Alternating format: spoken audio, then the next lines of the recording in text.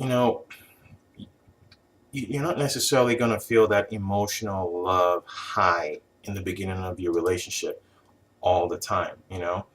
And one of the problems you might be having is before you got into this relationship, you were probably thinking that that's what you're supposed to feel. So, in essence, you were preparing yourself for that. And now that you've gotten into one and you're not feeling that high, you're feeling like, what's going on?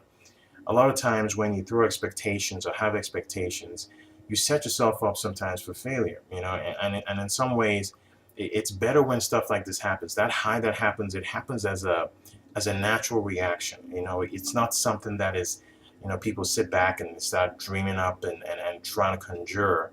You know, it just happens. You just feel it. Okay. So in your situation, you could have two things that worked against you. The first could have been you expected it so much in the start of a relationship that once you got into one, it was just the expectation was so great that you couldn't conjure that feeling could not match your expectation.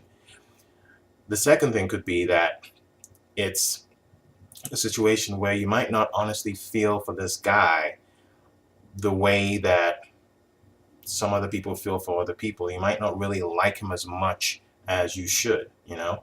And that could be the other reason.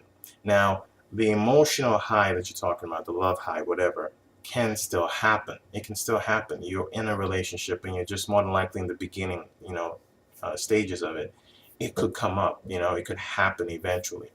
But the point here is don't try to get so caught up in that. Where is that feeling? Where is that feeling? Because you're just going to make it even harder for it to come up. It comes up naturally. You just feel it within you. It's not something you conjure up, or think up. Okay.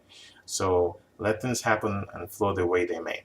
And if it's a situation where you just don't feel for this guy, you might not feel for him the way that he feels for you, or you might not feel for him strong enough to actually have this feeling. If that's the case, then you'll find that out in short order as well.